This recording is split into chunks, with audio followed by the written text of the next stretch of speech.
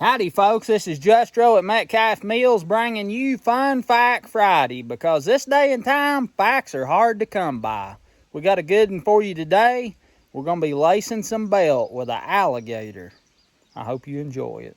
Folks, all your old belts, whatever that's made out of, leather, canvas, whatever, they was held together with this metal belt lacing. And this belt is the belt that my grandpa used. I imagine it was the belt that came with that old mill he had that I rebuilt when I was 16. It's the belt that came with that in 1920. So this belt's probably 100 years old. I wouldn't care to say that for sure. The way this lacing works, it clips into the belt on both sides, and it locks, and then you got a pin that goes through there to hold the two. There's one on each end of the belt, and you put them together, and the teeth fit perfectly together, and then a pin goes through the end to lock them together, or two pins. Belt lacing comes in different shapes and sizes, like this really fine stuff.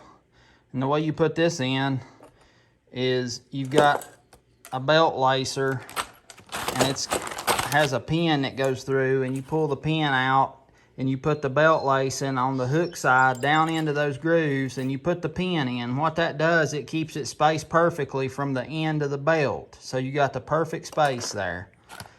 And then you can use these in a big vise, like this goes down in the vise. And once you get the lacing locked in, you put the end of your belt down in there tight and even all the way across, and then you close the big vise, and it squeezes these two jaws together, and that's what presses your belt lacing together within the belt to lock it in.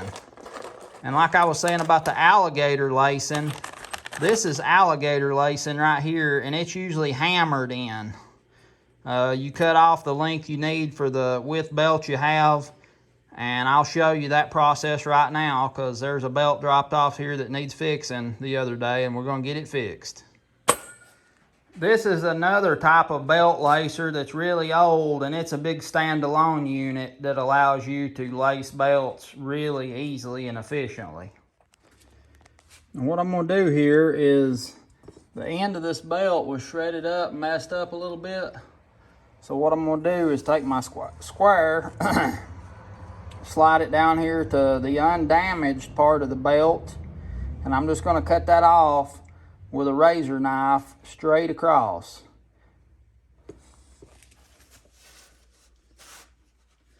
Make sure that that square is real nice and tight on the other edge. We will just mark it here across that center, get a good square cut on it.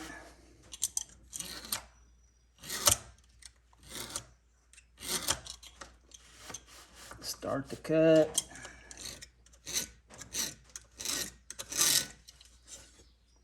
Now I've got a good visible line across there that I can use to finish cutting this belt off. We got the end of our belt squared up. We've got our alligator lacing. Now you see this bar down through here. We want that on the top side of the belt, the outside. So this is going to be the outside of the belt when it's running. So we'll put that bar right on the outside, just like that. And we'll put our gauge pin through the lacing. Like I said, that keeps it spaced perfectly from the end of the belt. So when you put it together, you get a perfect fit. Now we're going to lay it down on the anvil.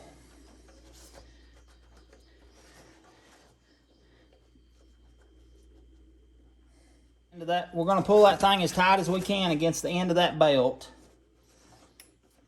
making sure the lacing is centered on the belt.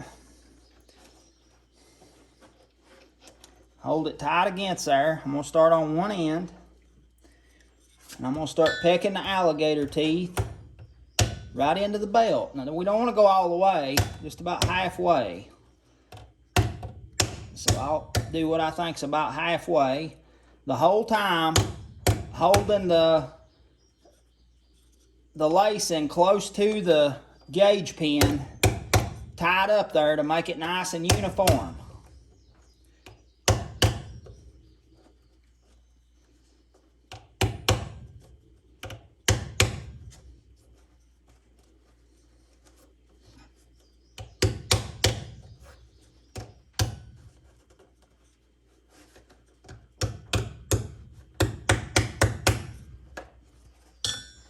You can see we've only went about halfway through with our lacing cleats. Now,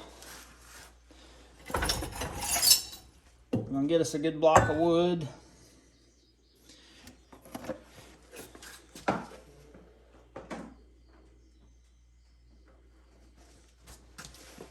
We're going to lay the belt on the block of wood on top of the anvil, and we're going to start driving this lacing all the way through the belt. All the way across.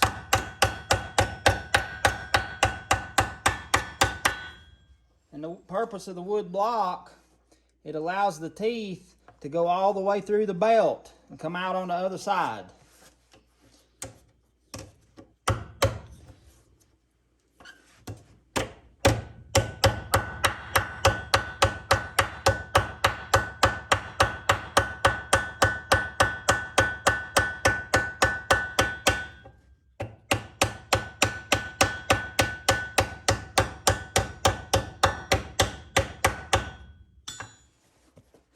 You can see how the cleats come all the way through. See them little dots across through there where them teeth went all the way through? Now we're going to go back to our anvil, and we're going to clench all them teeth sideways, starting on one side. We're going to clench them to the middle so that they cannot pull out.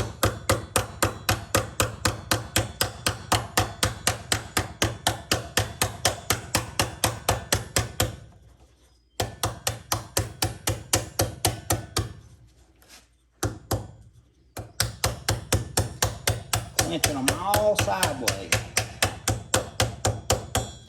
After we get them clenched, we go back.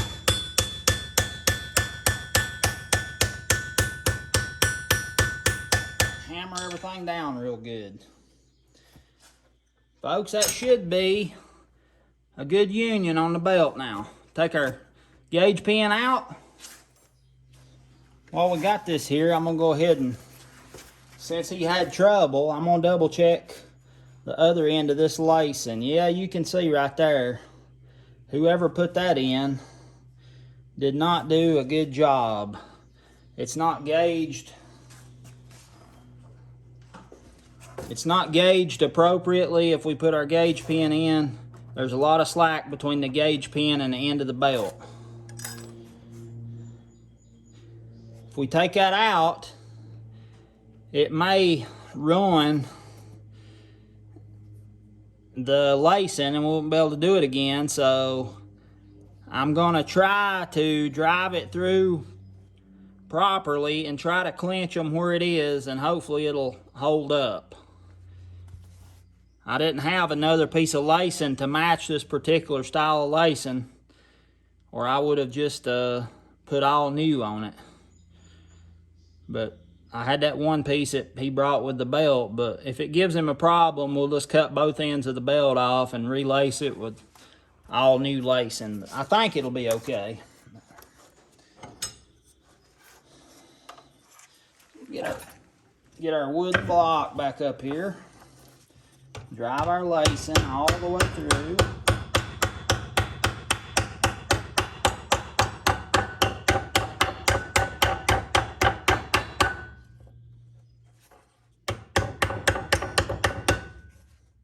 And you can see now where all the cleats come all the way through. All them little cleats sticking out. So we'll turn the belt over. Clench all of them to the side. Bend them over sideways. Get a good bite, clench bite into the belt.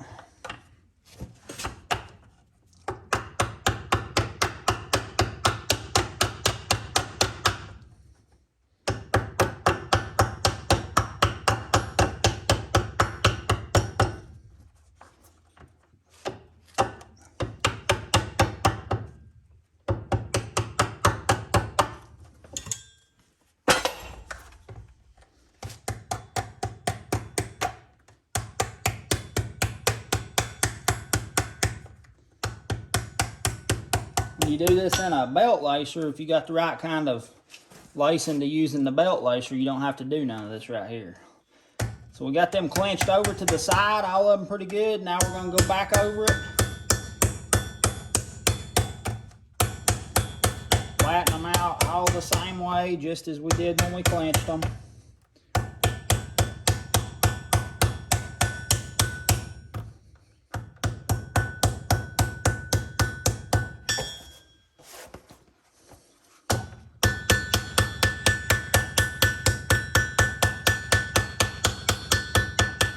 I can't believe that even held together and they wasn't even clenched. Now, we can put the two ends of our belt together. Let's see here. You got to make sure they're lined up, alternating. All right, folks, you can see this lacing in here. Now, what I've done is I put in a big round pin, piece of big heavy wire. And what I'll do now is I'll just work this thing back and forth. Bend it like this and squeeze it, and bend it the opposite way and squeeze it. And what that does, that gets everything kind of stretched and fitted like it needs to be, till you can then come back and put your two belt pins in. Now the way these two belt pins work, if you can see,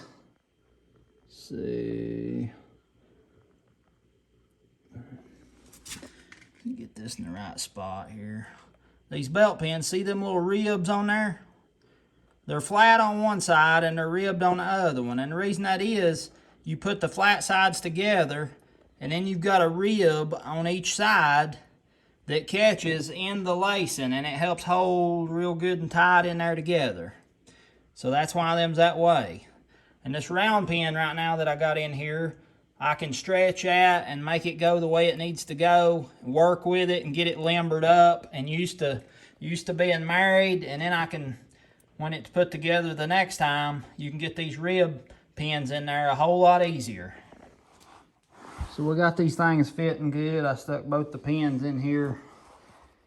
Another important thing is on the long side of the alligator where the crossbar is, you want to run that side out. So that side of the belt needs to be out, away from the pulley. That's on your bar side of your alligator, where that bar is running down the center, right down through there. You want that side out. I hope you enjoyed this belt lacing Fun Fact Friday, folks. I had something else I ran across the other day, and I wanted to share that with you. It's real strange. I don't have an explanation for it, and I wanted to see what y'all think. Folks, I wanted to share an interesting observation I made with you here. The other day, I noticed some bees swarming around on the end of our porch. We got like a wisteria vine growing up there, and I noticed a bunch of bees swarming around, buzzing around, and I thought, they got to be a nest in there. So I looked, and sure enough, there's a yellowjacket nest in there, about the size of maybe like a pineapple or something, about that size. And I said, well, I got to deal with that because I don't want to get stung, or I especially don't want my girls to get stung. And I put it off for a couple days, you know, had other stuff going on, but I checked on them today, and I was looking at it. I was under there doing some stuff, and I never did see any bees going in and out. And I took a stick and knocked on the bottom of the floor joist there where they're at. Nothing. So these bees, I don't know if they died or if they're gone or what. But this big thriving bee's nest is empty now. I don't know if it's empty. I'm going to tear into it and kind of investigate and see what it looks like inside there. But there's no bees working it. I've never seen yellowjackets abandon a nest like that. So I don't know what happened. If anybody's got an answer to what might have happened, I'd sure like to hear it. But I'll show you this nest. So right here on the end of the porch,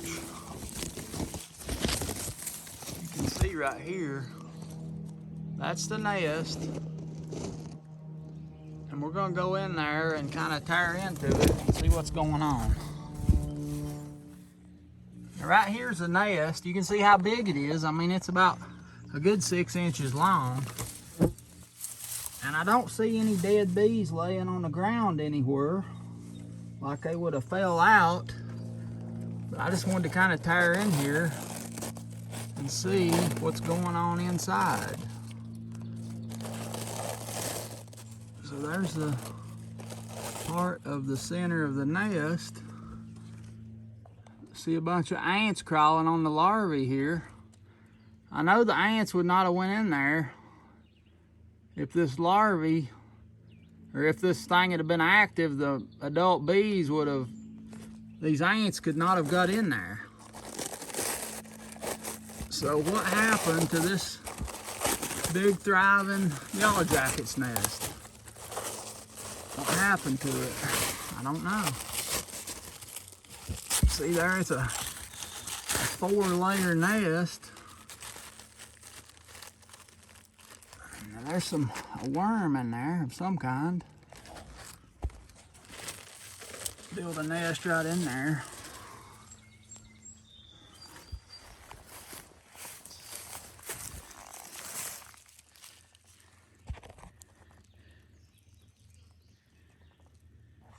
That worm come out of this web right here in the middle of, between the middle of the nest. You can see there's plenty of ants working it, but there's another web, and it's webbed inside of this section. And there's another worm. There's another worm. Some brown juicy stuff right there. I wonder what the larva is going to look like. It looks like everything has just stopped growing. I mean, here's this larva ready to hatch out, or at least that's how it looks from the outside. That stuff is really tough. So there you can see the larva down in there. See them right here? They're just dead. They're not moving. And you can see all the other little, I guess it'd be eggs or larvae that's not been capped. They're just dead in the water, and the ants have moved in. So this, I don't know what to make of this. Now there's a yellowjacket in there. It's dead. Dead inside the nest. Now here's some of these worms. There's one right here down in there eating. Here's a big one. Some more in this middle part. I don't know what's going on, but that's really strange, folks. I've never seen that in all my life. Never seen it in all my life. The chicks are going to enjoy them when they get some shade. Well, I hope you enjoyed today's Fun Fact Friday. I sure did enjoy sharing it with you. Like this video if you will. Subscribe if you ain't already. Tell your friends about me. Leave me a comment and let me know what you think. This is Justro at Metcalf Mills. I look forward to seeing you next time.